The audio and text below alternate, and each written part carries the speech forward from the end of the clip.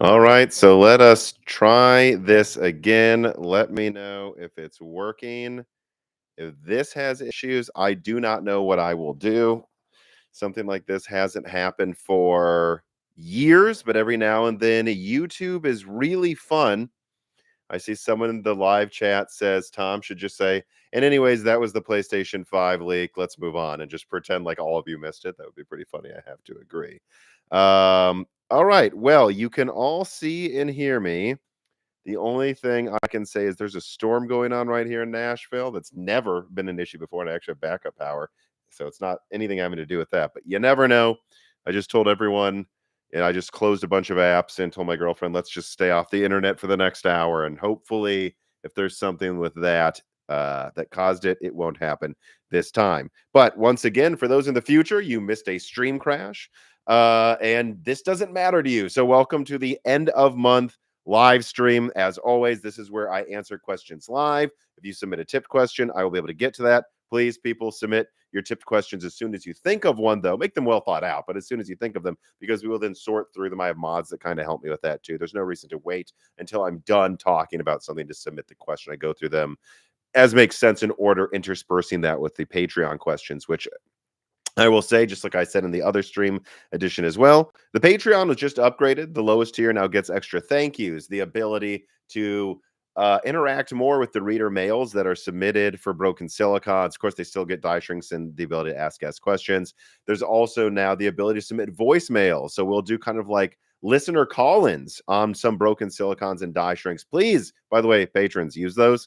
I really want to try doing a new die shrink with that soon. So use the voicemail channel, please. All of you listening, use the voicemail channel. I really want to try that out more. I'm really excited about doing that too.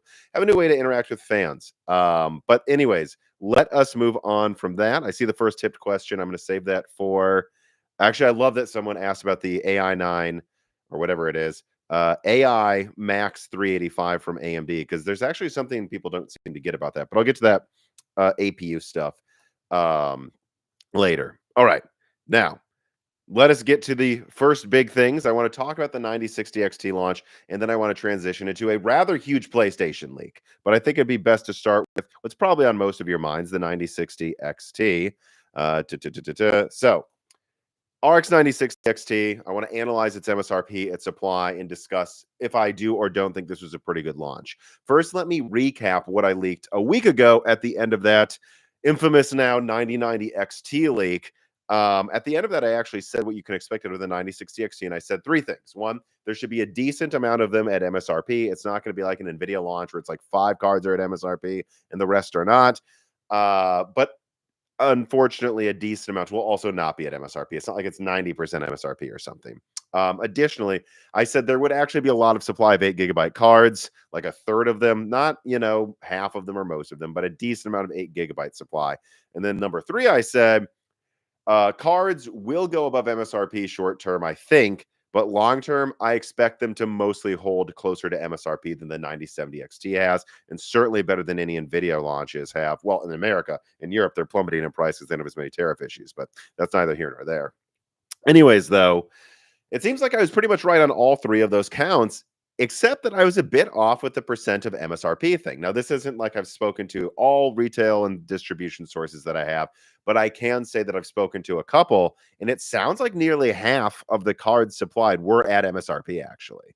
This was almost an old school launch where look, most of it isn't MSRP, but a lot of it is, and most of the cards over MSRP are like 10 to 30% above. They're not 50, 100% above MSRP like we've seen with some very notorious and horrible launches over the past few years. On top of that, what else was there? Is that and that. On top of that, they're still pretty much holding MSRP in some markets. And so I have to say that overall, the 9060 XT, this has been a fantastic launch. I'm sorry. This is an A launch. Maybe not A+, but this is an A. AMD had tons of supply. A lot of it was MSRP, more than I expected, more than I was told ahead of time. I have to admit I was a little wrong about that. And while there were a decent amount of 8 GB cards, there's still tons of 16 GB cards. And I only saw like one Asus model that was crazy priced, like at $480, which of course sold out because Asus ROG or whatever they call it now is magical to some people. I don't really get that. And if you don't believe me that this is a good high availability launch, I, at least as of when I started this stream, have a link in the description to a RX 9060 XT 16 gigabyte still at MSRP on Amazon. I checked Micro Centers. There are tons of them still at MSRP at multiple locations. So AMD really came through with the supply on this thing. And, a lot of them actually are MSRP. So look, AMD deserves applause for this launch. They've really done a good job here. This reminds me of what launches looked like a decade ago, honestly. Like maybe, yeah, before I even started this YouTube channel. And I hope this is a sign of things to come from AMD that they keep doing this. Now, if anyone thinks that it's still in stock in some locations because no one wants it, that's not what I was told.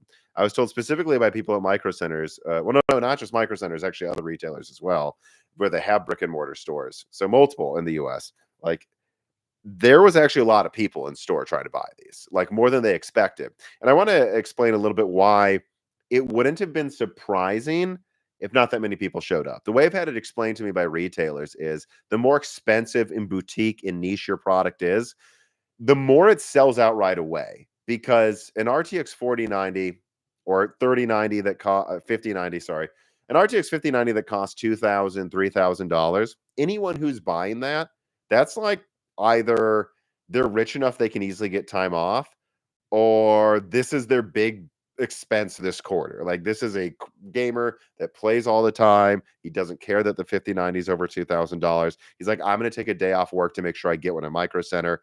So that's why, like, if there's a launch on a Tuesday, Wednesday, or Thursday with an expensive graphics card, they tend to sell out right away unless there's a ton of supply, because people are willing to take a day off to get something that expensive. It's like buying a car. You're willing to take some time off to make the right decision. Now, when it comes to a mid-range or especially low-end graphics card, they tend not to sell out right away unless it's on the weekend, because people aren't like, I'm not taking off work to get a $300 graphics card. I'll get it on Saturday while I'm out doing errands. And the fact that a lot of people were at the 9060 launch day, like at Micro Centers, Best Buys, and other places, I'm told, that tells you there's real demand for this. And so I guess I'd also add on to that, if you want one, get it now, because again, a lot of the mid-range and low-end graphics card shopping happens on the weekends because they're not a huge priority. I expect Micro Centers to be a zoo this weekend for both the new AMD graphics cards, but also probably for the Switch 2 and other stuff. So if you want one, get it now, and you can still get it for MSRP with the link in the description. So again, hats off to AMD. Another fantastic launch. No, they didn't make every decision perfectly. Don't worry. I have some reader mails. We'll touch on that. Do not worry. But I have to say, this is more supply than I expected and more MSRP than I expected. So I think that's awesome. And that is my analysis of the 9060 XT launch. I already did my analysis of the performance and really the review for it in the last Broken Silicon. You can check that out if you want more information from me and Dan on that. All right, now let us move on. Please hit the like button, by the way. There are almost 500 people watching this, so let's try to get to at least 400 likes. Please hit the like button. But let's get to the big old leak here, the one that makes this really a unique stream with PS5 low energy mode. Uh, this one is something I didn't hear about. It wasn't on my radar. It's something that was going to happen, but bear with me. At first, you're going to be think this is stupid, but at the end, I'll tell you why I think this could be a very big deal. All right, so here it is. PS5 efficiency mode. So as usual, the PlayStation stuff that I come across is way too sensitive to share. We already know that Sony took legal action against me when I shared documents. And if they're willing to do that to me, I think they're willing to hurt any source that's a partner or works at PlayStation or Sony, should I say, if I share these documents. The witch hunts they will do, the witch hunts I was told they did after that PS5 Pro leak, I'm not going to risk that. I don't think I need to, though. Just pay attention here. I have multiple I have multiple documents that are just like multiple pages of what this new low energy mode is. Here's what it is. So Sony is briefing their developers and sending out documentation on a new low energy mode for the PlayStation 5 and PlayStation 5 Pro. Now, this is a new performance boost mode. Even though it's meant to save energy, this is a new flag like base mode or Trinity mode. Trinity is the code name for the PlayStation 5 Pro. If you're a developer and you make a game, you have different flags you can check in the software to say, I support this or I support that. There's now a third one, in addition to the PS4 ones, I suppose, that is called low energy mode. Now, it isn't mandatory yet, although it wouldn't surprise me if it was eventually. The PS5 Pro, I believe, had the flags set up for developers, a year or whatever before its launch, and then they didn't require you to support it until I don't remember how many months before it. So it's not mandatory yet, but I think it might be eventually. I'll get to why in a second here. And it does have a lot of downsides, though. Let me see here. Like, for example, here's the list of the downsides. It limits the PlayStation 5 or PlayStation 5 Pro. So whatever I say now, I'm talking about both of them. It limits it to 8 threads, so half of the threads. It reduces 3D audio processing. Remember, there is a co-processor in the PS5 for like 3D audio. It reduces that performance to 75%.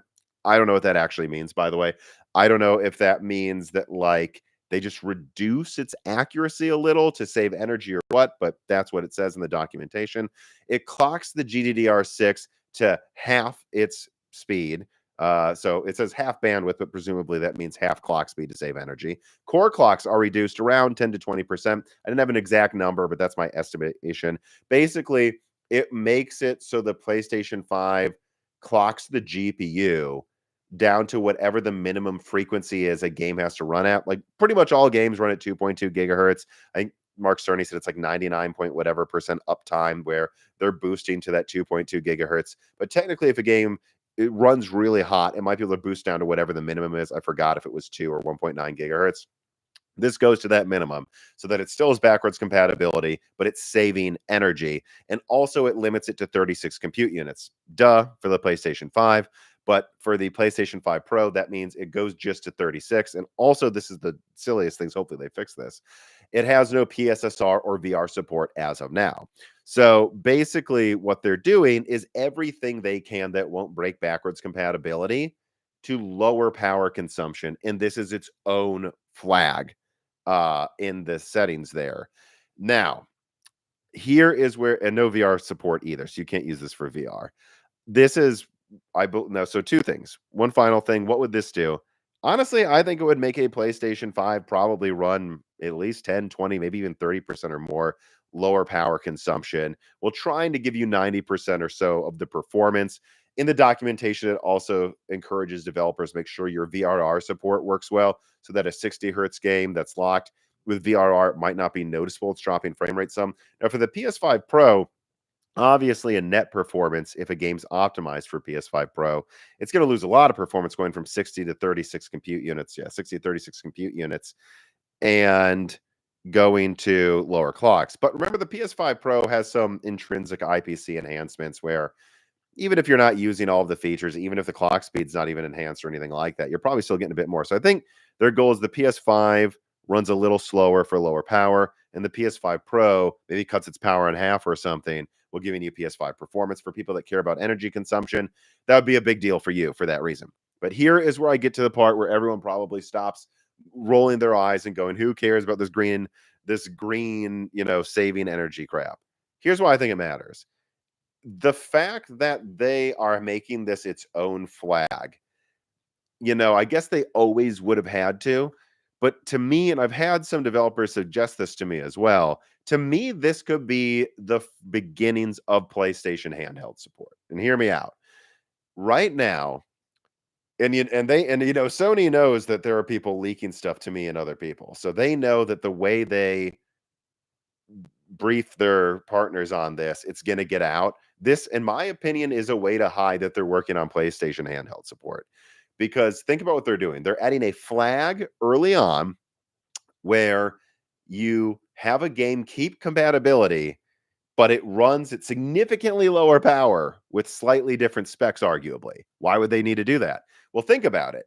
If over time they don't require it, but maybe say half of developers support this or something, like Assassin's Creed Shadows gets an update for low power mode and they advertise, hey, save the planet, blah, blah, blah.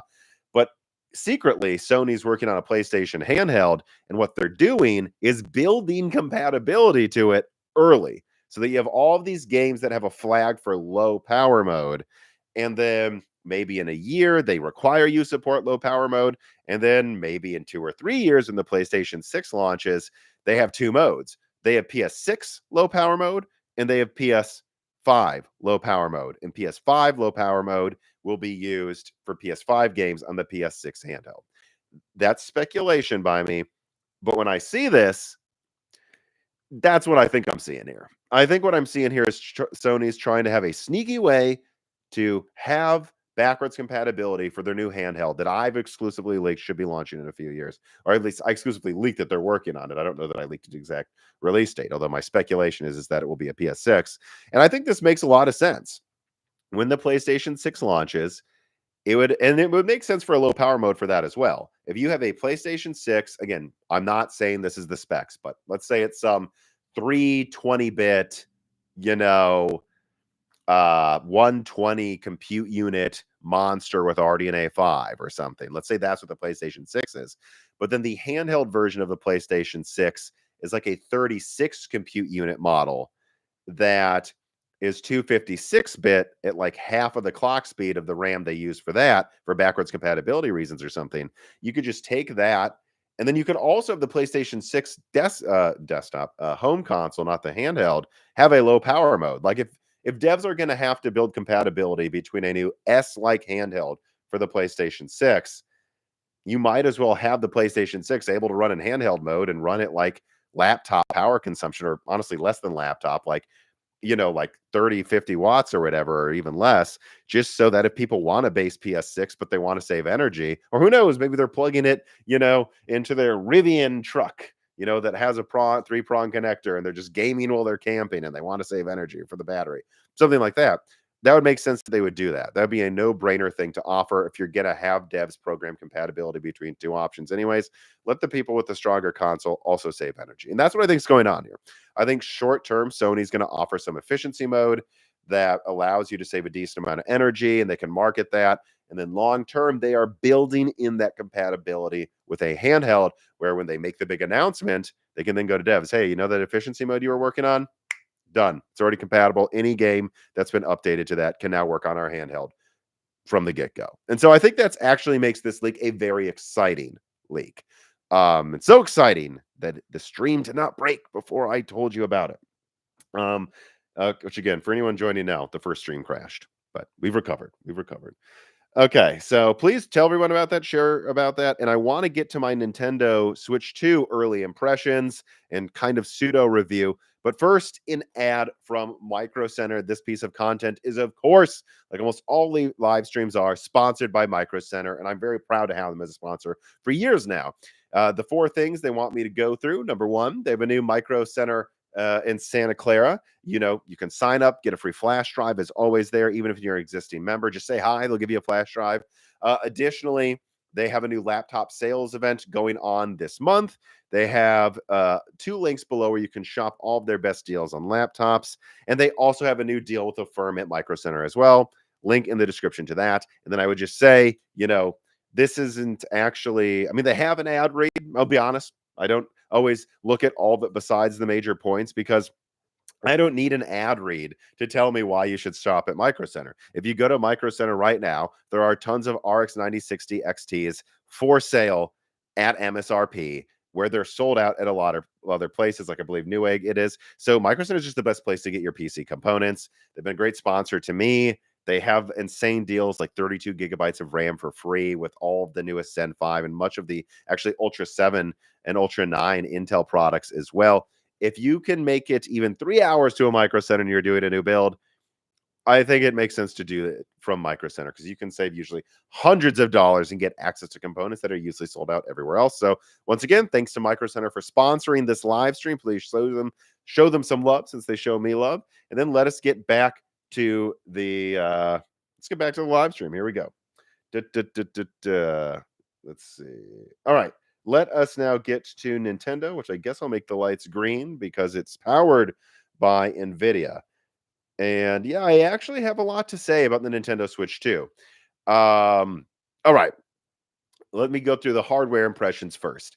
Basically, everyone seems to think this thing feels like high quality, less kitty, that they pretty much nailed the design of the console for the most part. There's nothing really surprising about it, but everything from the Joy-Cons to the joysticks, it works better. Even the mouse ability of it that a lot of people made fun of, but I thought it was cool. I think the ability to use Joy-Cons as a mouse is a simple idea that's easy to implement that just opens up all of these new possibilities. I think great idea by Nintendo on that. That seems to work better than expected. In fact, I saw I believe the IGN early review say that it even works kind of using it on your lap. So that's cool. Like it doesn't just work, but it legitimately, it's not a high end mouse, but like it works better than you'd expect. And it works kind of just sitting on the couch as well, like using it on your side or on your lap. So that's cool. All of that's great.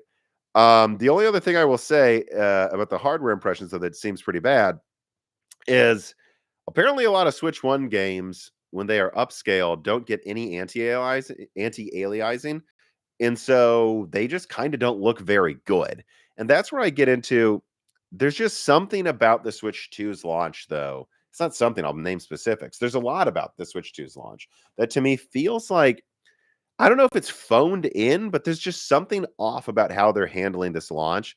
Like the Switch 1 launch, they were hungry. Nintendo needed a winner. The 3DS undersold expectations and the Wii U was a flop. So they needed a win and they went for it. And it seems very odd to me both how much milking they're doing and how many little things are missed. Like no VRR in docked mode. Like what an oversight. Let me see here. What did someone say, Tom? Are you sorry, I got distracted. But let me get into some of the ways they're milking. So all of the accessories that I saw seem pretty god dang overpriced to me, like pretty badly overpriced, actually. And I don't get um why they have to charge so much for some of these components that don't seem that expensive. Additionally, it's little things like the welcome tour. You have to spend, what is it, $10 on the welcome tour for the Switch 2? That's genuinely insulting. And I'm sorry. If some people want to fight me on that, I'll fight you, baby. I'll fight you. No, that's insulting. It's not even a full game like Astrobot. And Astrobot came for free with the PS5. And hey, no one here is saying that PlayStation is like generous anymore. Like they're the remaster kings. They remaster The Last of Us 4 times. They remaster and resell everything. So it's not like Sony's a generous company. But even they gave you Astrobot for free, and that was a full game. Like they could have charged $40 for it. It did very well. People love it. And Nintendo's charging $10 for a welcome tour that isn't even really a game. It's advertising. And I'm sorry, then they need to be called out. The $80 games selling welcome tour to you, the milking of all the accessories, some of them that really should just come with the console because it's $450. And I'm seeing a lot of reviews pointing this out. And so I'll say the sales, I'm going down the list of things I wanted to mention.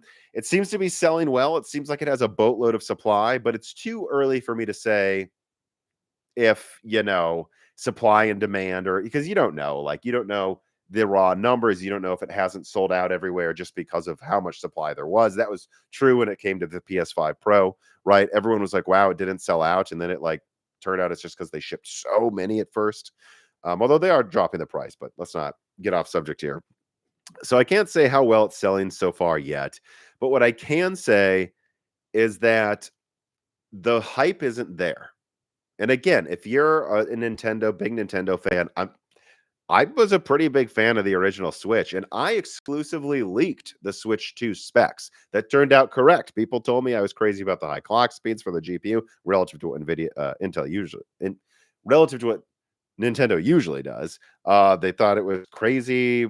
Like, I don't know, a lot of things. They didn't think it'd actually get 12 gigabytes. I was correct about that. So when I put out an accurate leak about something, I think some people think, oh, now he'll be negative to get clicks. No, negativity gets you less clicks, especially when you're the one who breaks a story. All you want is for it to be the best it can be, so I could just keep hyping it up and getting clicks afterward.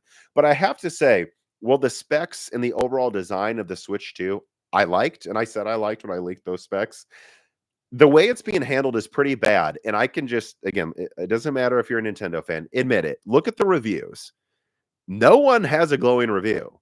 Even like when Nintendo, I feel like gets a bit of a handicap sometimes with positivity. I'm not seeing it. I couldn't find one. I'm sure there was someone will post in the comments one positive review or something, but almost every review was lukewarm to negative, and I'm not used to seeing that with a Nintendo console. Heck, the Wii U had at least a few reviewers say they loved it. I'm not seeing it here with this one.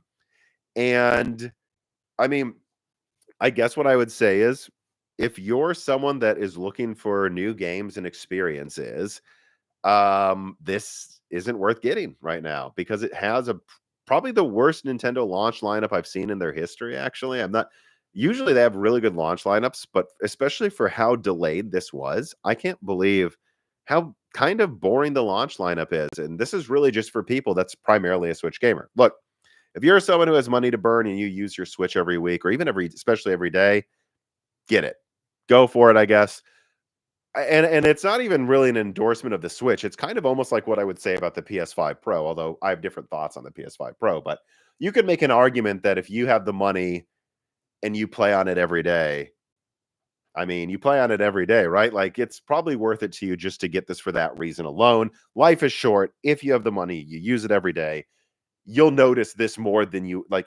Say, like, don't get a cup of coffee at Starbucks, to use a cliche, every day on your way to work. Save that money to get a Switch because you'll notice that difference more if you game on it every night. But that's really the only people I could recommend get a Switch to right now is the people that just have the money and it doesn't matter, or the people that they use it every day. And so really you should get it just for making your life better. Like it's 450. You use it every day. Like, treat yourself. But that's it. Anyone who's looking for some new thing, it doesn't really seem to have that. And I can't help but say that I'm getting 3DS vibes on this one. Like 3DS or maybe Game Boy Advance vibes. You know what I mean? Like the Game Boy Color was incredibly popular. God, I had one. Everyone had one. I mean, it was, and then the Game Boy Advance comes out, and the Game Boy Advance didn't really take off until the clamshell design. If anyone remembers, it didn't really take off until then. I actually have one of the Game Boy Advances too. That was the lame one. It was the foldable Game Boy that really made the Advance thing work. And the 3DS didn't really work until they made cheaper versions and dropped the price. And so I'm just getting that. I'm not going to say it's like the Wii U. I'm not going to say this is a GameCube situation, but I am going. Yeah, someone says SP. Yeah, it was Game Boy Advance SP, I think. Yeah. Like, I'm just not seeing this. And here's the main reason I just don't see this getting the momentum that Nintendo probably hopes it will. Most reviews are calling the Switch 2 like a PlayStation 5 Pro like device. Like you get it because your resolution's a little higher and more stable. This is 6 to 10 times more powerful than the Switch 1. Like we're going from, what is it, 256 CUDA cores to 1536.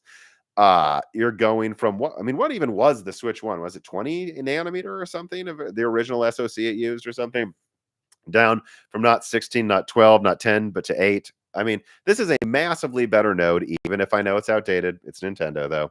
Massively more CUDA cores, massively more RAM. This is not a Pro. And yet most reviews are treating the Switch 2 like a Pro, like a PS5 Pro.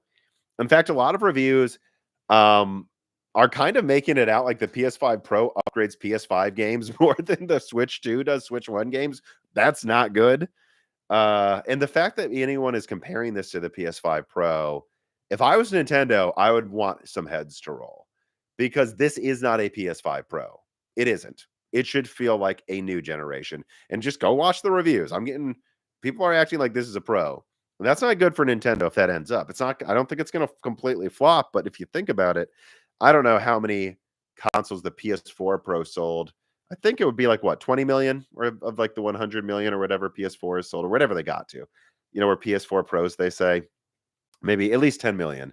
But you see why that's an issue? Like the PS5 base is probably going to sell 80 million or something. And then the Pro will sell 20 million.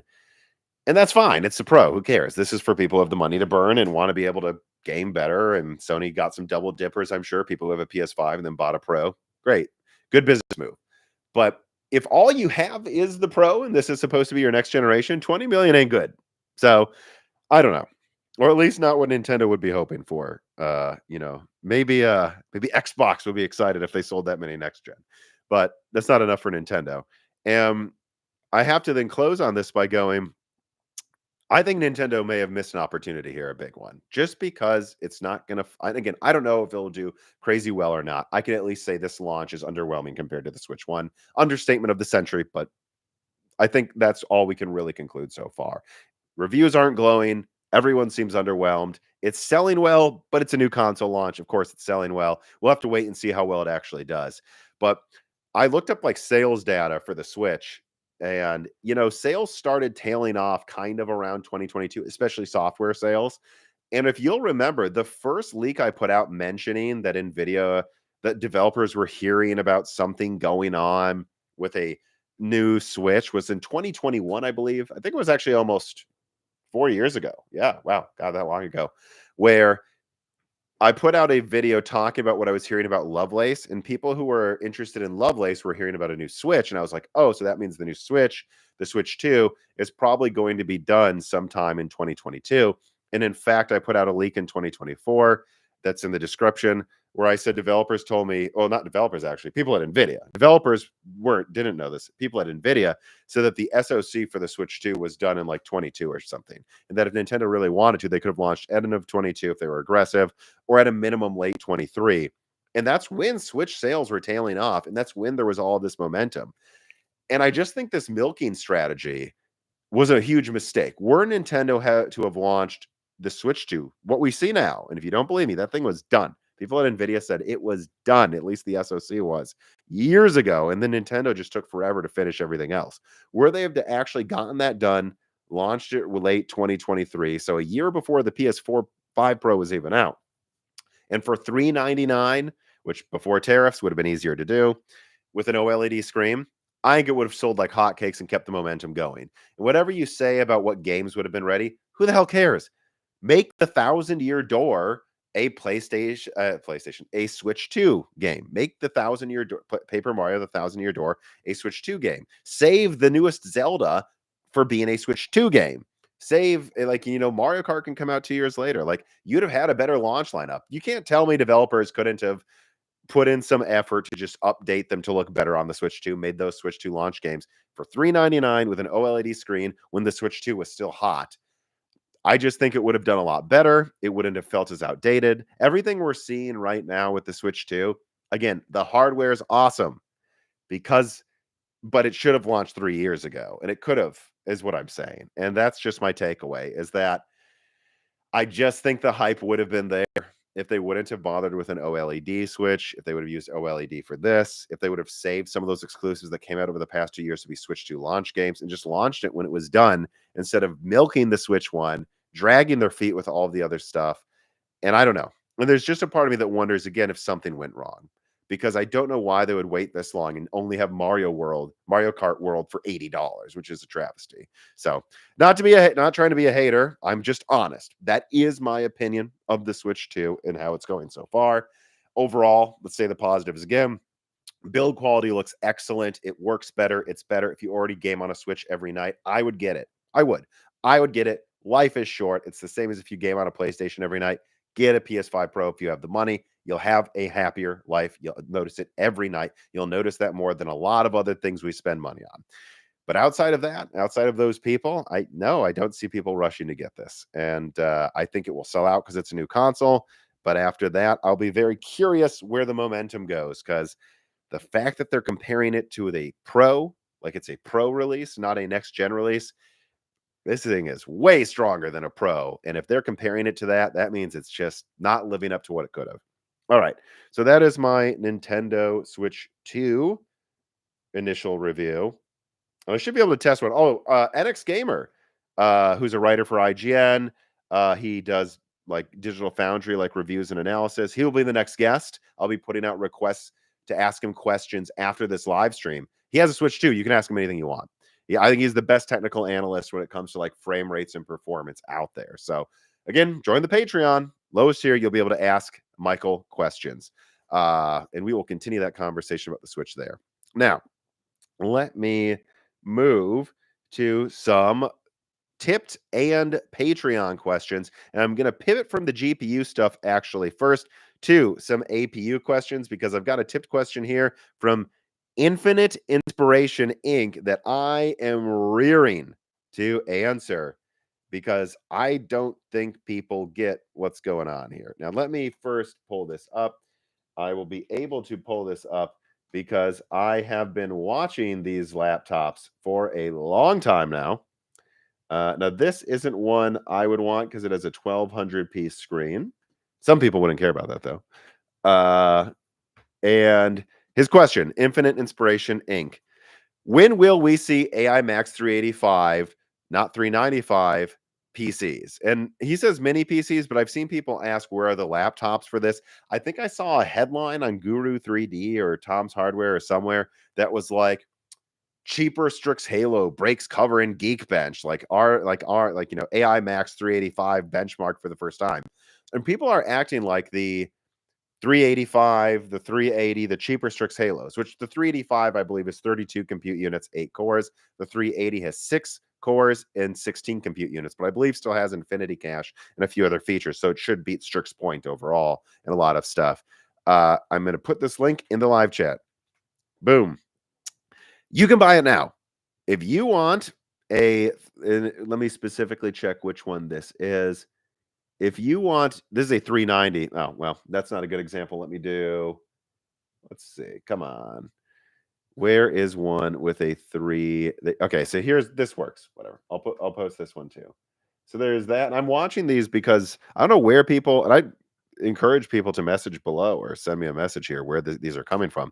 There are a bunch of these HP laptops that were like $8,000 with Strix Halo going for 2,500. They're just not the models I want for the right price quite yet.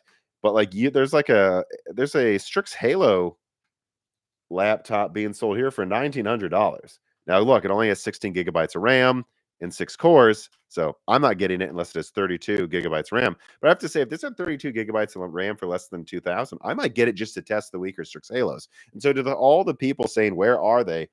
And I've seen people say, where's Strix Halo low power? That's the 16 compute unit model that I leaked when the Fox was a guest on Broken Silicon. You can buy it right now. And I would say someone send this to like Gamers Nexus, the Fox, Jared's Tech, all of your he was just on Just Josh, who's a fantastic guest that was just on Broken Silicon. Send them these links. Like if someone wants to test the weaker Strix Halo models, we're not waiting for them to come out. You can go buy them right now. Now, I don't know where these laptops are coming from. I don't know why there's a bunch of these like businessy configurations of it, but they exist. So there you go, Infinite Inspiration Inc. When will we see them? I don't know when we'll get mini PCs with these, but they're out there and you can buy them right now. So I just think OEMs are choosing not to use them right now because they want these to be premium products for the most part. But anyone who thinks they don't exist, they do. Go buy it right now. I just put links in the live chat. Let's continue some of these APU questions. Boom writes in and says, "Hi, Tom. Any news on the Ryzen 9000G APUs?" Yeah, I mean, look, they're real. Gorgon points real. And I'll be going on vacation next week, but I will have a Broken Silicon and shorts prepared ahead of time. And then I will also likely have a leak that goes into some of this possibly ahead of time too. I've learned some things about upcoming AMD APUs that I haven't seen anyone else say. So yes, any news?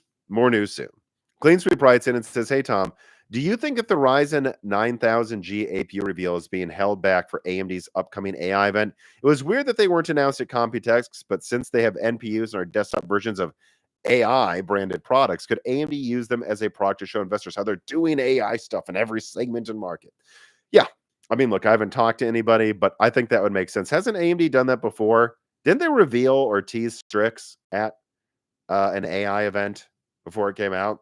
Yeah, I think so. I think they'll probably tease Gorgon Point, actually, which on that note, yeah, they have that AI thing Thursday. Yeah, I might want to talk about Gorgon Point sooner rather than later, I guess then, huh? But yes, they are. I that wouldn't surprise me at all if they did that soon, just in a week from now. Let's see here. Let's get to the Nvidia APU questions as well before we start going back to other subjects. What do I have here? Oh, no. eBay messaging me again. Do you want this deal? All right. Jake Dude 23 writes in and says, "I've been somewhat out of the loop recently, seeing as I've only just gotten back into the tech tube space for the first time in a few years. What's the deal with NVIDIA APUs? I remember that your rumors from years ago mentioned such a thing was in the works." Yep. I believe I was the first person to leak that.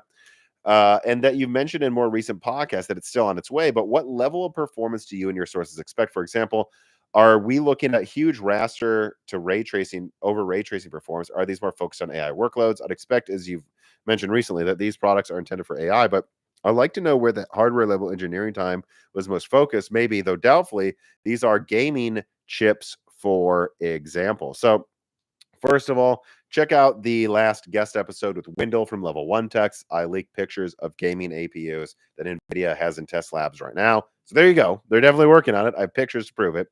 On top of that, me and Dan talk about it on a recent Broken Silicon. Again, so if you want any more of my thoughts about that, those two pieces of content are out there, very comprehensive with pictures and details.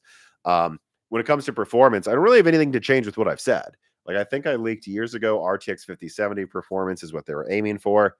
I think we've seen that in Project Spark, that it has what, 6,144 cores. So that would be 5070. Yeah. Now, of course, I'll have less bandwidth. So don't expect, more like laptop 5070, but more performance than laptop 5070 and AI workloads. I have nothing really to change there. And no, I don't think these APUs were meant for AI. I think they were built for gaming laptops, as I've discussed in recent content. But NVIDIA noticed they could sell these APUs in a $3,000 mini PC instead of a $1,500 laptop. And so they said, let's do the AI mini PC. Well, the AI is still hot. And so that's all that I think is going on. Again, as I've covered before and leaked out there, NVIDIA has a family of laptop APUs with various IO die GPU chiplets and various CPU chiplets that are then stitched together. They can have a smaller GPU with a bigger CPU, smaller CPU with a bigger GPU if they want a gaming configuration. That exists. That's there. That's all. Project Digits is just that became Project Spark, is just an offshoot, a ripper like Skunkworks project that they're prioritizing because the AI buzzword's going crazy. I think, the second they think they have enough supply and the AI market is cooling down a little bit, they will launch these. In fact, they probably just kind of have to before the middle of next year, because they would want these out before Medusa Halo launches. So they would probably launch these to compete with Gorgon Point. Yeah, late this year, early next year, as I've leaked. So they're still coming, Jake Dude 23. The performance I said a bit ago, no changes to that. If I have any changes, I'll probably have a big new leak where I'll tell you about it. But they are coming. They're just not a priority because of how cool AI is right now. Lucas writes in, do you think there is a chance of NVIDIA scaling an APU up to desktop class and making a sort of framework like desktop device, like those Strix Halo motherboards framework is selling, like a massive SoC in a small premium looking box targeting at consumers, but not developers like Digits is doing? Do they even want that direct to customer business, or would it say Asus be the one who does that hypothetically? Well, no, they would have other people do it. I've heard that for NVIDIA laptops, they might brand them as NVIDIA, but have like Dell and Alienware handle them. Again, this is nothing new. I've already leaked this. That's what I've heard about that. So if they were going to have Alienware handle NVIDIA laptops, but sell them as NVIDIA laptops from the Alienware storefront, well, that would tell you they want some other people to handle the storefront. And so they would probably do the same thing with mini PCs. If you want to buy direct from NVIDIA or something, that's the Digits thing. I don't think they're going to want to handle all of the OEM stuff that you would have to handle if you took fully control over that. ADD ADHOCD 3PO gives me a tip. Thank you. No question, just a tip. All right. Quite a name. Thank you for that. And now we have a tipped question for Arianthial about the 9060 XT. So let's now put a new timestamp here for RX96. Yeah, so let's get into it, baby. Let us get into the 8 GB Blunder. That's what I'll just call this section. First, let me throw this thing in here from... Well, no, let's do this first. Arianthial writes in and says, how much of a missed opportunity is the 9060 XT launch, as reviewers seem less than happy with how many people did not get the 8 GB card in it existing? I mean, I side with Hardware Unboxed on this one. He put out a big, lengthy tweet, really a full opinion on it. If you wanted one, you could get one. I talked to multiple reviewers that said they could get one if they wanted one. I know some reviewers said it was hard. That is not what the reviewers I talked to said. I won't say which ones, but I talked to some of them. And publicly, Hardware Unboxed said they could get one if they wanted to. And that is very different than how NVIDIA's handled the 5060 launch. In fact, let me go to Twitter and pull up my opinion on it, because I'm actually pretty proud of what I wrote here. What is this? All right, let me see. Kepler liked my message. That's fun. But where is it here? And forgive me for the dead air, but I think this would be worth posting because I put quite a lot of thought into this one. Let me delete this tweet as well because that stream no longer exists. All right, here it is. I'm just going to post this tweet in the live chat, which of course there's a replay. So if you're watching this in the future, you can. Here's my opinion on the 8 GB thing. Well, first, Hardware Unboxed goes. Let me read Hardware Unboxed, and then I'll read me. Forgive me, but I think this totally encompasses the whole 8 GB situation. First, quoting from Steve from Hardware Unboxed. The 9060 XT 8 GB is a crap product that shouldn't exist, and we have a video coming today showing how bad it is. However, we have seen some online discussion that does not reflect reality. Firstly, when it came to sampling, AMD told the tech media if they want the 8 GB model, they have to ask for it.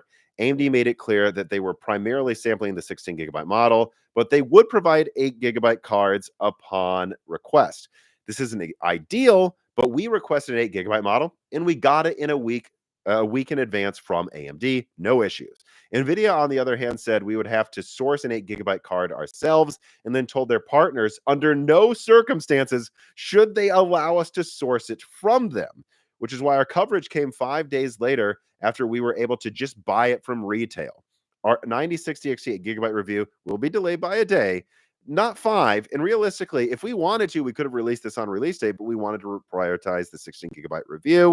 So the sampling process has been very different. We couldn't get a 5060 Ti 8 GB at all, but we got a 9060 XT 8 GB a week ago. I have no idea how other tech media approached this. The guys I've spoken with just didn't want to cover it. So they didn't request it. And so they simply said, 8 GB isn't enough. We're not going to review it. It's boring. We put a huge amount of time and effort into our 9060 XT 8 GB review. We're in the process of filming and editing it, and we'll be ready to watch later today. And of course, they have now since put out that video. Now, I then said, yes, this difference between AMD and Nvidia is something covered in this week's Broken Silicon. Look, the 9060 XT 8 GB is stupid. Full stop. If I was AMD, I either wouldn't have launched it or I would have given it a different name and mostly reserved it for OEMs or the Chinese market. However, as long as AMD isn't hiding it, as long as they aren't threatening reviewers, it's just that. Stupid. Stupid, though, not shady or remotely comparable to what's going on with the 5060 Ti or 5060. And I must say that anyone who fails to note this distinction between recent practices by AMD versus Nvidia was wasting their breath if they were critical of the RTX 5060. If the constant narrative is everything sucks, then consumers will likely conclude that nothing matters and will therefore be no better informed on which companies are treating customers worse than others. In fact, the less nuance there is, the more you are benefiting the most shady companies. That is my take on the 8 GB thing. Is it stupid? Yes. Should AMD have launched it? No. Should it have been called the 9060 and probably just reserved for OEMs in the Chinese market? Yes.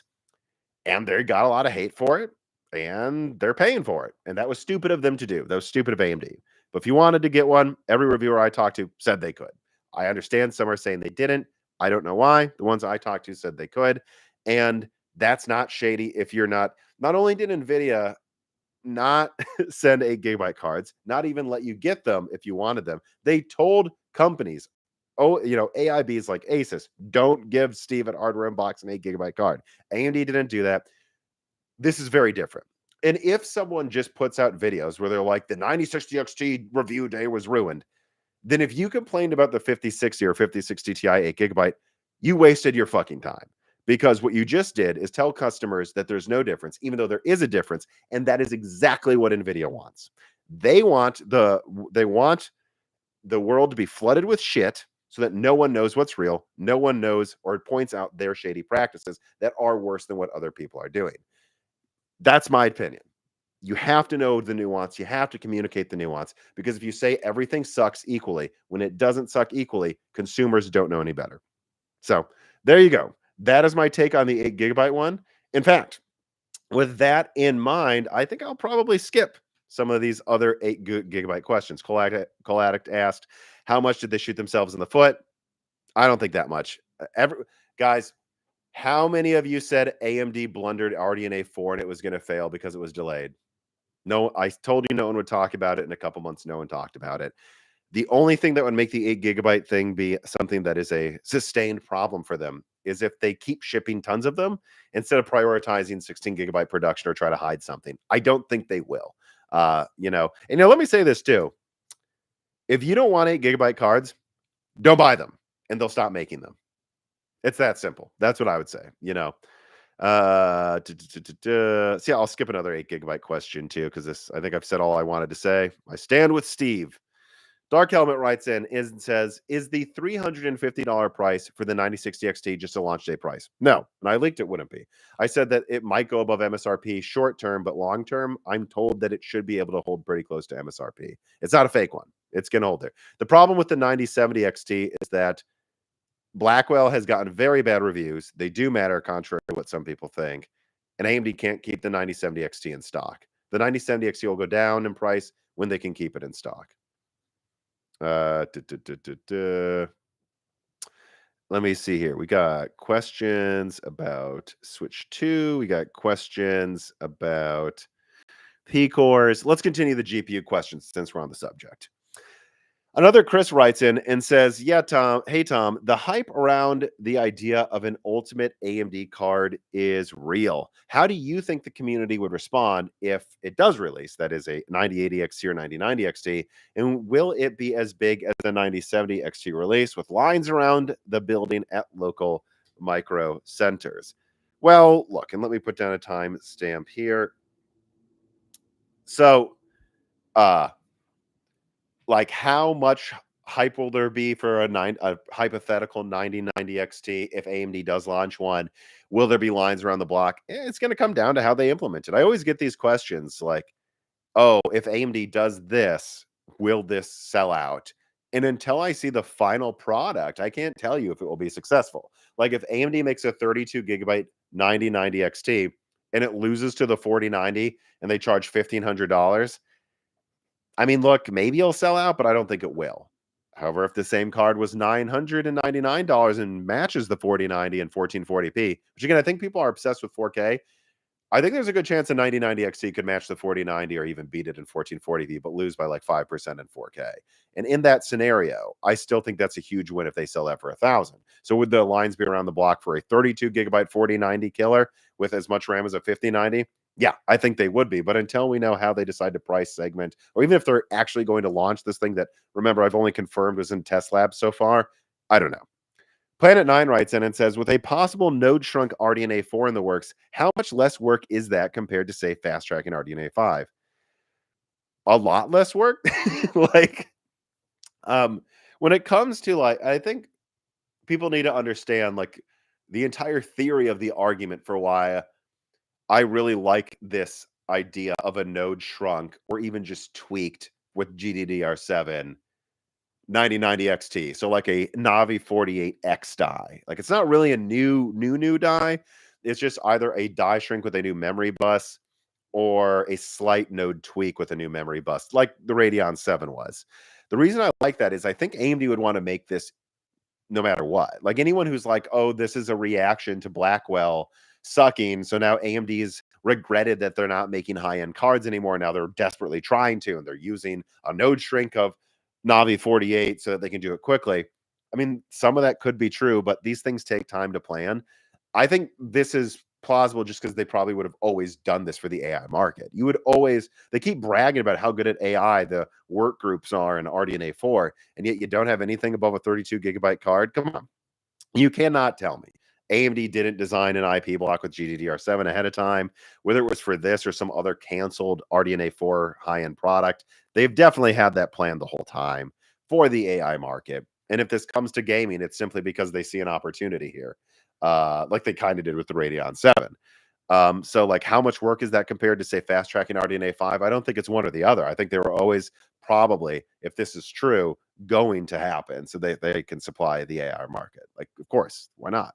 They would want to do this for that reason alone, not alone. All right, let's see here. Fire Darkness 39 writes in and says, "Is RDNA 5 planning to be a rework of the architecture similar to RDNA 4 over RDNA 3, or is the main innovation scale?" Well, so look, RDNA 3 was a huge rework as well.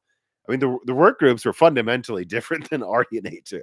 They just didn't get as much performance as I think we hoped they would. If it's called RDNA 5, it's a very new architecture. In fact, I would say the least new architectures they've done of RDNA was RDNA 2. RDNA 2 was basically RDNA 1.5 with infinity cache. That's it. I mean, the IPC, I believe, was the same. It just gained ray tracing capabilities and infinity cache, which, those are two pretty goddamn big things. So, but comparatively, RDNA 3 went to chiplets, a new node, it was much more different than RDNA 2 than 2 was to 1.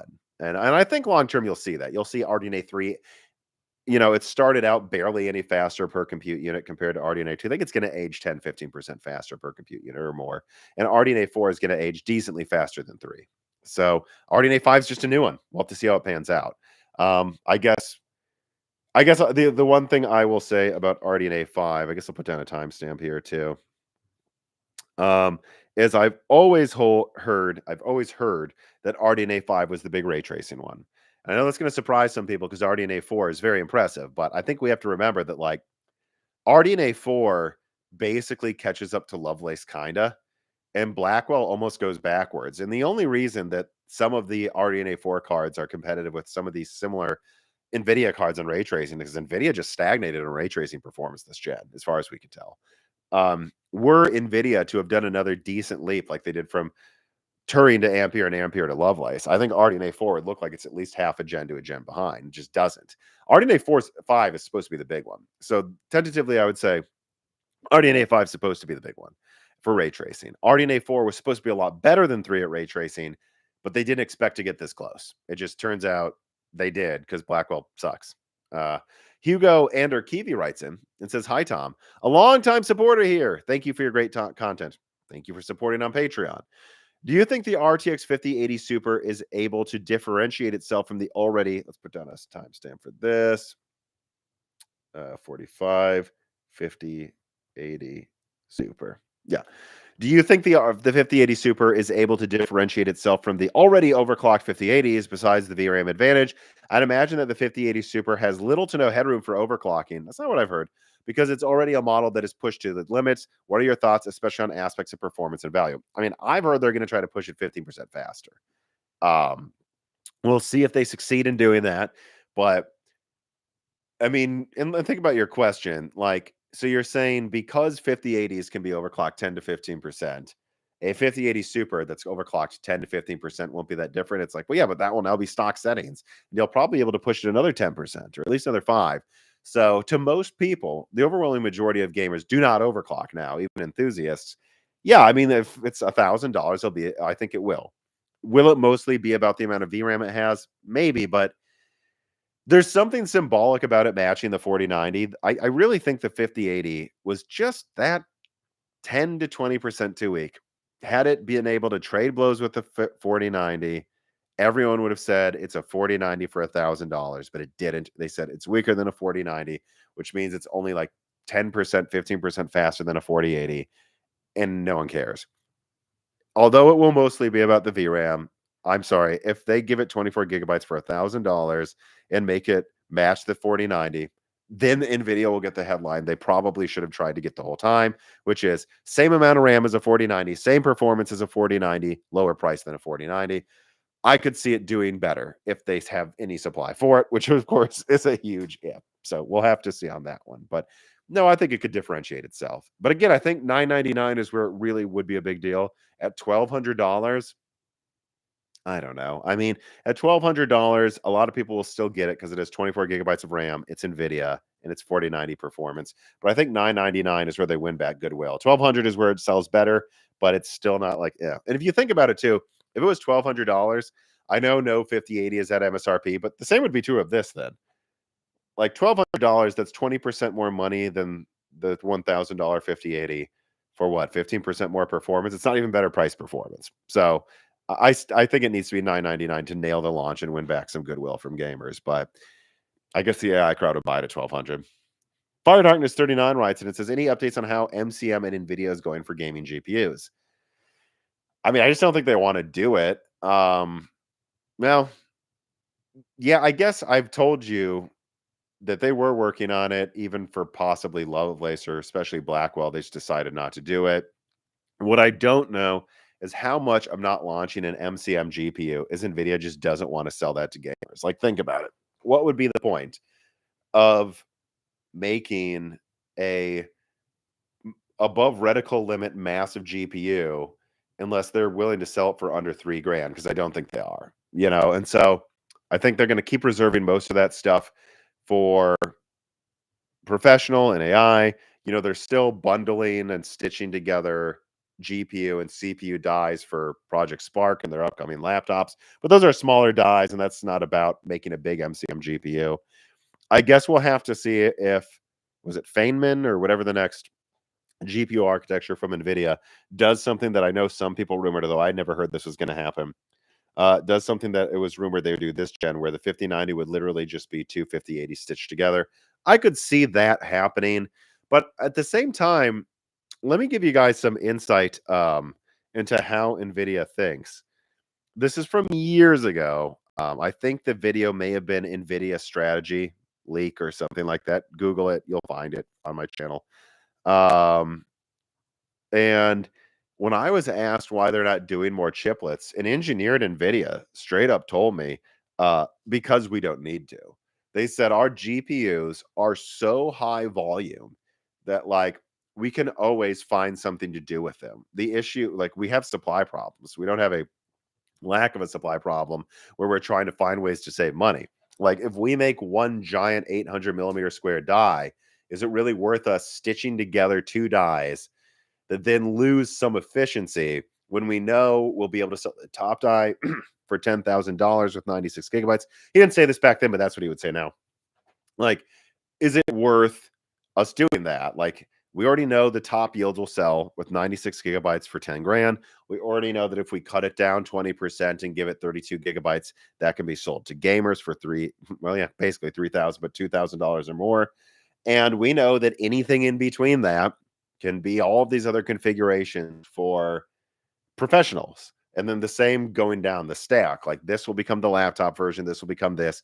That we have so many customers that we know are going to need 10 versions of each die for laptop, professional, AI, and gaming, that it doesn't really make sense for us to take the efficiency and the die space hit to make it capable of stitching multiple of them together if we can just make one big one.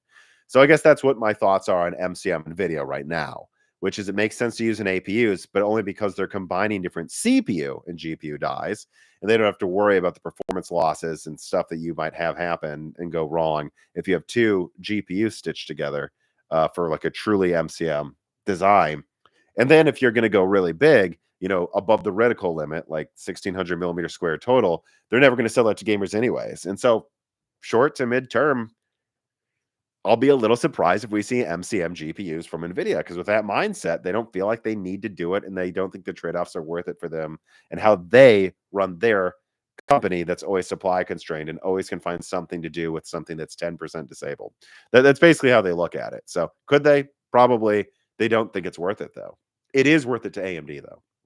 Sometimes, not always, even though, as we've seen with RDNA 4. Let me put down a distinct time. We'll just do that. Let me put down a new timestamp for this next question here versus DLSS 4.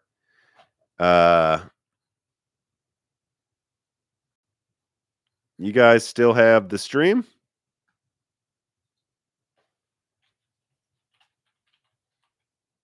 Okay. Someone in the Moore's Law said Discord said the stream died and I almost had a heart attack. All right. We're good. No, and before Thalo215, thank you for warning me. I had a warning on YouTube that said there was something wrong with the stream too, and I'm not seeing that right now. So let me change the timestamp here and hope my blood pressure didn't rise too much. Chris Rich writes in and he says, which do you think is more likely, that AMD catches up with NVIDIA's DLSS in terms of features due to Project Redstone, and NVIDIA focuses on commercial products, or that NVIDIA doubles down on such features and makes another leap ahead? Ooh, call this DLSS 5 versus FSR 5. That's a really good question. Will AMD catch up? So I'm going to say these are two different things. Even if AMD caught up to DLSS, I don't think that means necessarily Nvidia responds in kind, because Nvidia doesn't give a shit about gamers right now. Let's just call a spade a spade. They don't. They don't care. They do not care. And so I would say if AMD catches up with DLSS, even remotely, and they're not that far away, by the way, people. I'm sorry, they're not. If they do catch up, it's going to be for two reasons. Number one, AMD really is gunning for it, and I think they might be. But number two, Nvidia doesn't take them seriously and doesn't care. And I think that's the thing to think about is Nvidia looking at Project Redstone and going, whatever, by the time Feynman or whatever the next architecture is called comes out, we'll have DLSS 5 and this will barely match 4. Who cares? And then who knows, at the end of this year, AMD has Redstone done and they've caught up and Nvidia's like, oh crap. Oh, well, at least we just made another $1 trillion off of B300 or whatever. So, what's more likely to happen? I don't think they're at odds with each other. I think Nvidia is going to keep trying to innovate this stuff, but they're going to do it at a relaxed rate because they don't take AMD as seriously as they probably should. And also, maybe they shouldn't take AMD seriously because they don't care because they're making too much money with AI. And AMD, I think, is going to close the gap more. I think they will, especially because Sony's helping them, which people keep forgetting. That's good. That's going to make it more likely they do. But I'm not going to bet that they would for sure. But I wouldn't count them out. They might catch up, but if they catch up, don't assume it's not because Nvidia just doesn't care anymore. I think we really got to consider that. Let's see here. Do we have? Okay, so here's some other questions. All right, let me get through one more of these questions, and then we can switch to some CPU stuff. Alexander writes in for the Patreon and says, in light of the new PSSR update, any word on FSR4 backport to RDNA 3? How much worse than RDNA 4 implementation do you implement it being? Put down a timestamp for this as well. FSR4 on RDNA 3. So first of all, this is an opinion. I don't know for sure. I expect it to be maybe slightly worse in quality, FSR4 on RDNA 3. Having said that, I wouldn't be sure that will happen. And if I was AMD, again, speculation, if I was AMD, I would have FSR4 and RDNA 3 look as close to FSR4 and RDNA 4 as possible, even if it only boosts performance by like 5 or 10%. Hear me out. I've done the spiel before, but let me reiterate on it. So if AMD were to bring a 30% boost to performance, let's say, which is kind of what you get with DLSS and FSR4, if they were to bring a 30% boost with FSR4 to RDNA 3, the only way they're doing that is because it's lower quality. But maybe it's better than otherwise. Keep in mind that the TOPS performance per compute unit in the PS5 Pro is above RDNA 3 because it doesn't have standard RDNA 3. And so I think it's plausible AMD brings FSR4 quality at about FSR4 boost rates to the PS5 Pro because it is its own architecture that has its own capabilities that might be able to do so. And then what they do is they bring that to RDNA 3 and RDNA 3.5. And what you get is something that's like a 10%, maybe 15% boost at 95% the quality. Maybe slightly worse, not as good as the PS5 Pros, not as much of a boost, but RDNA 3 doesn't have the same performance and AI as the PlayStation 5 Pro does. But the reason you'd want to do that instead of slightly worse quality with a 30% boost is you want it to be an ad for RDNA 4. You don't want people who have a 7800 XT to go, oh, look, Monster Hunter Wilds now has FSR4 support for RDNA 3. Can't wait to try it.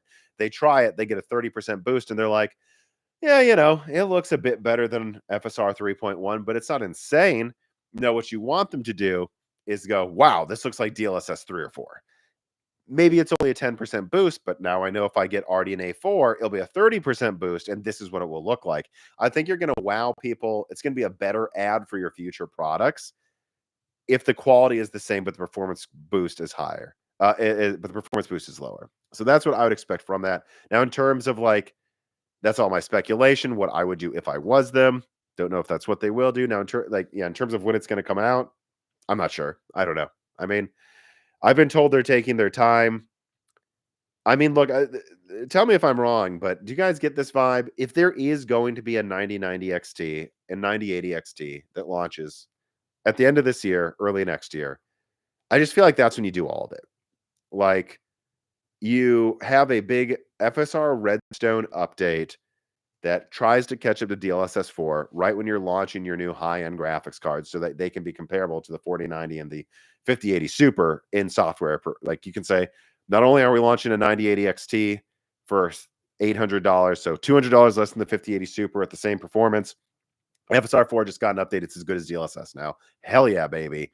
And then maybe at the same time, they go, also, we didn't bring FSR 4 to RDNA 3 yet because we were working on Redstone, and we wanted most of those features to be in RDNA 3's update as well. So this is also a chance for us to tell you, all your RDNA 3 cards now get that. That'd be my suspicion, is that AMD is working on a giant package at the end of this year, early next year, that brings all of this stuff. That would be my guess.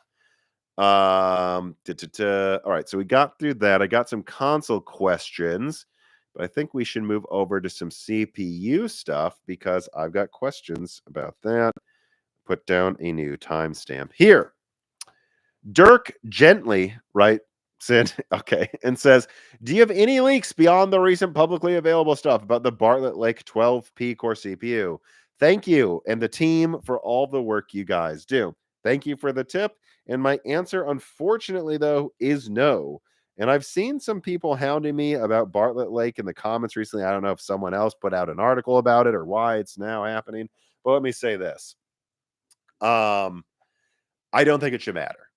Guys, when did Tiger Lake come out? 2019? Ice Lake 2018 or something? That's 10 nanometer. You want six-year-old processes when you can, AMD's going to be on 2 nanometer next year at Zen 6? Why are we talking about Bartlett Lake? The only reason you'd be excited about Bartlett Lake is you're forgetting this is a moving target. We're already to 9950 X3Ds. They're going to crush this at everything. Multi-threading, it'll crush it because it has 16 versus 12 cores. Single threading, I mean, as long as it's gaming, Vcache is going to win. And so my answer about Bartlett Lake is you shouldn't care. Like, it's an embedded product. Like, the last I asked about Bartlett Lake a while ago, it's embedded. It is meant for embedded customers. It is not meant for gamers. Could there be a gaming release? Yes. Why do you care about a 10 nanometer product in a 4 nanometer in maybe even 3 nanometer year? Like, what are we even talking about, people? No, I don't have any updates, and I don't think you should be buying 10 nanometer stuff when there is 4 nanometer stuff on sale for the same price. Silly to me. That, I mean, and there's gonna be people that get mad at that, but like, people have to have the balls to say their real opinion here, and that's my opinion on Bartlett Lake. It doesn't matter. That's what Bartlett Lake is.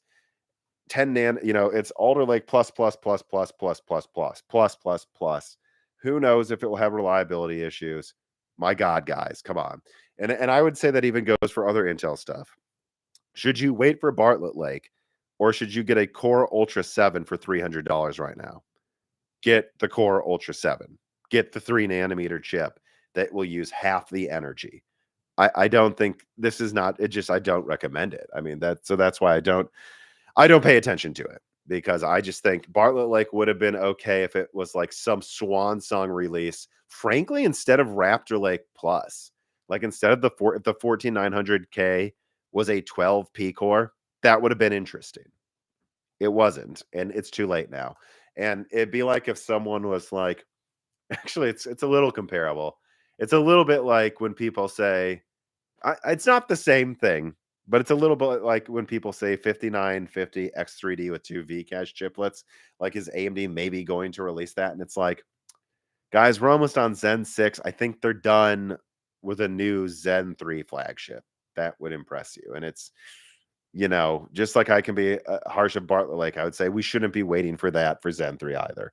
If you want a 58, 57, 5600 X3D to round out your AM4 system and call it a day, go for it now. But you shouldn't be hoping some new Zen 3 X3D product launches at the end of 2025.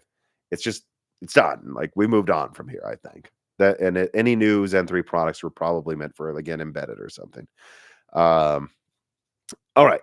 Let me see here. Illustrious writes in and says, predictions on Switch 2 availability through 2025. Good outside of the US, probably good in the US. Hard to say with the Galaxy Brain tariffs, though. I mean, who knows? Who really knows in the US this year? Arenthial writes and it says, don't we have an issue with 8 GB cards being mostly going into pre-builds, which are the majority of desktop market, and holding back everything? I mean, guys, what do you want me to say about the pre-builds thing? I just think 8 GB cards. Like, look, I think 8 GB cards should only be in sub 250, probably sub $200 products. And I think the 9060 XT 8 GB should have been called the 9060, maybe even 9050 XT. That's my opinion. That's what it should have been called. That's it, though. I mean, to harp on about it, I think feels a little silly to me. There's far worse things to worry about. And the amount of random OEM stuff from both Nvidia and AMD, you probably don't know the half of it if you think the 9060 XT is the big issue. You should see the other crap that they pull. All right, let me see here. What else do we have? So we got some Xbox and play. Let's go to some Intel questions here quick, and then we'll get to some console stuff. I'd say I'm probably going to do this like another 15 minutes. So if you have any more questions, especially if you have them in the Moore's Laws at Discord, which remember, you can just join the lowest tier, join the Discord right now and ask me questions. Put that in the after video chat right now too. I'll start looking at those and maybe pick one or two of those. All right. Let us go back to Intel here. All righty. What shall we call this timestamp here? Yeah, Intel margin mandate. All right. So Aluvite writes in, says Intel's CEO Liputan announced a new policy that new products must deliver 50% gross profit to get the green light. Intel still in the DC because of massive discounts. ARC is selling at a loss. Yeah, bad loss. They need to reduce costs and learn doing things on a budget, but will this policy be the end of ARC before they learn the lesson? It should be the end of unprofitable ones, which probably means the end of the most of gaming. Although don't, keep in mind that if any B770 were to come out, again, I think people don't get the effectively canceled point. I said there would be battle mage GPUs. They would just be low volume and not matter. And what just came out, 0% market share because Intel's not manufacturing battle mage. They're just not. So if any B770 comes out, it doesn't matter because it's going to have no availability. And that's going to be because they can't make any money on it. Now, why would they release that though? Because it might be already done. Like if it's already done, maybe you just launch like 10,000 of them and then save the best yields for AI, right? Like the B60 and the B, like a B80 or something. I could see that, but that's what they should do. They should maybe release 10,000 that no one will get a hold of, that will lose them money, but not that much money because it's 10,000 just to continue driver development. But I wouldn't take this as like anything big, making a big splash. If they want to keep those margins, yeah, it's going to have to be data center only, or they're just going to have to cancel the launch. Now, the reason, what I don't know is like how much firmly Celestial and Druid are gone outside of integrated. There's still going to be integrated ARC stuff, guys. So I never said that would be canceled. And I said there's still probably be AI stuff. So what I don't know is if they would just save like some of their designs they've been working on for data center only, and then just keep the driver development going on APUs.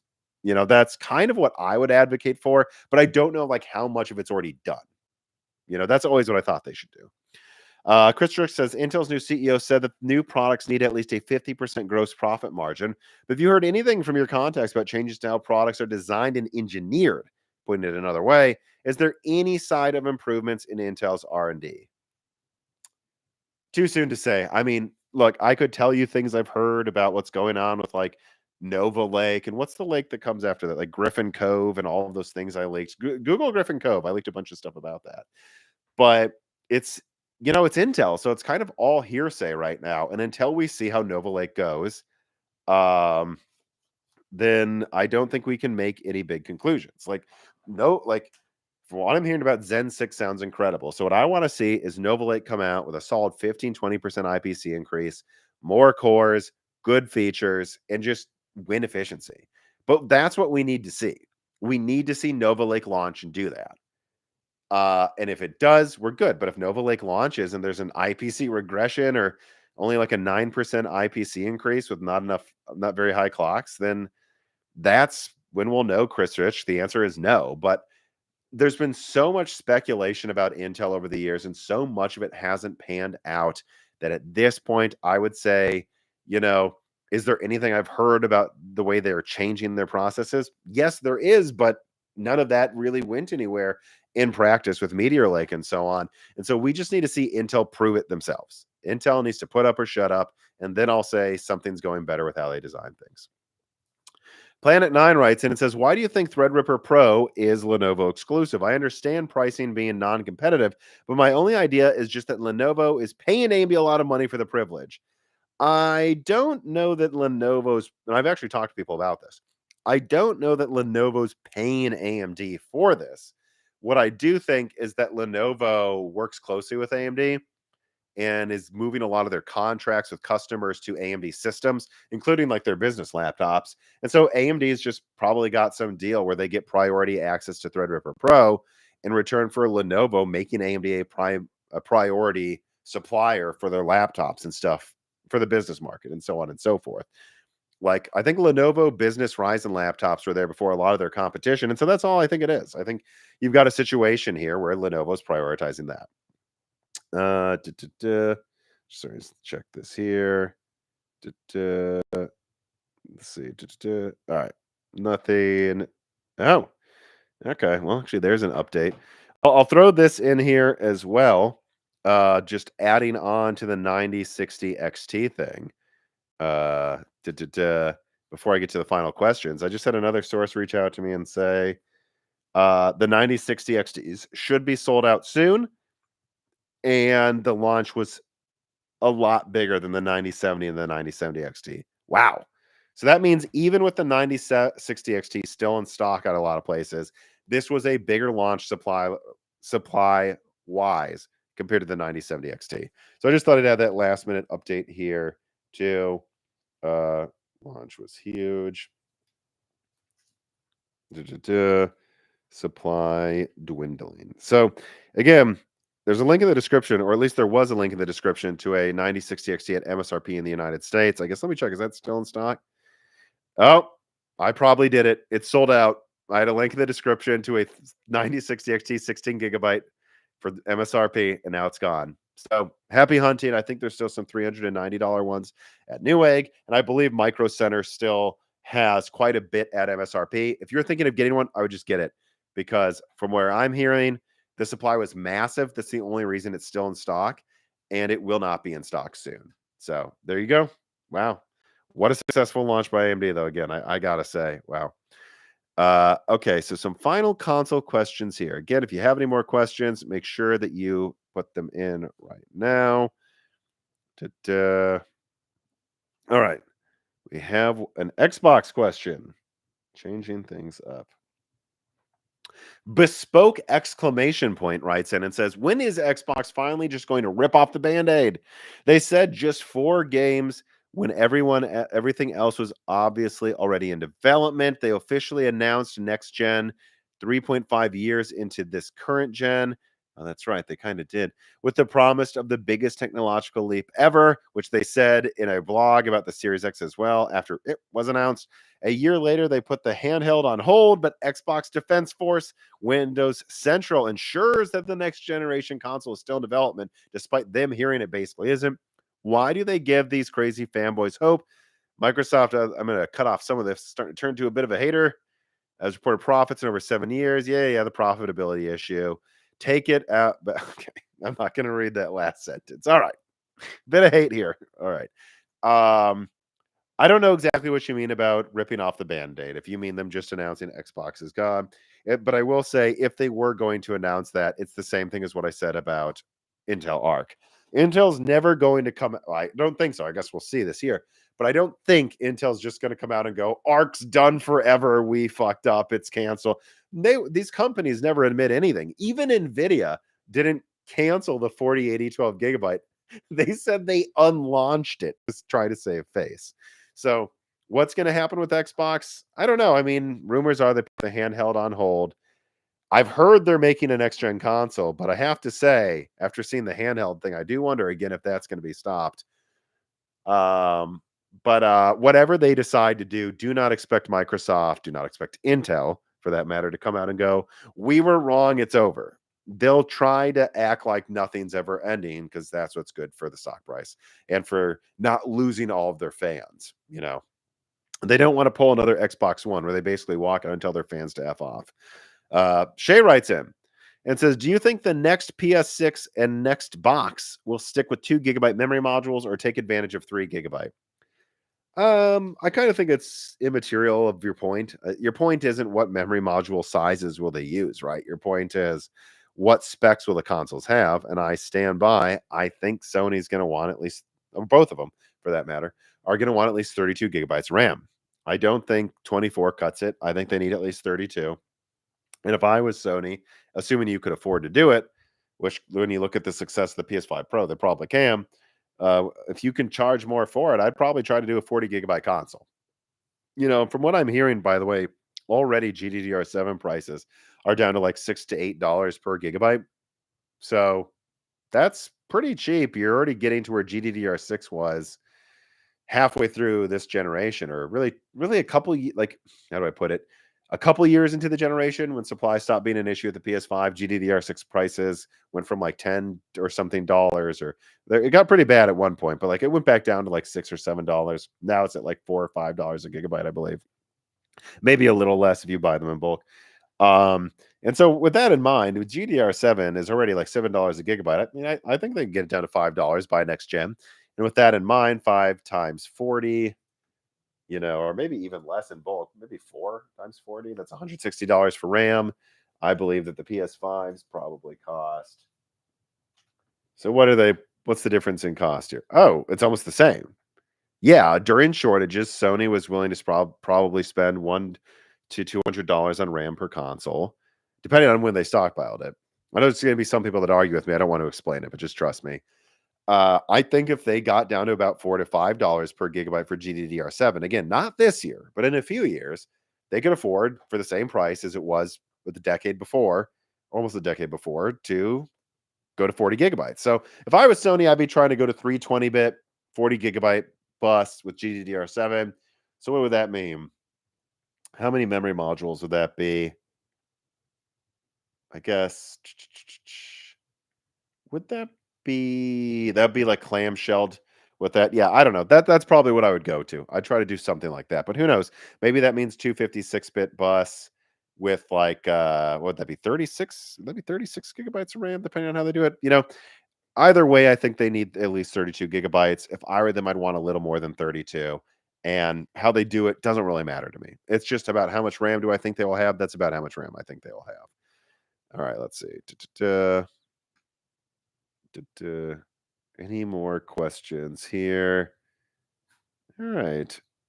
Let's see. I think we're through most of the questions here.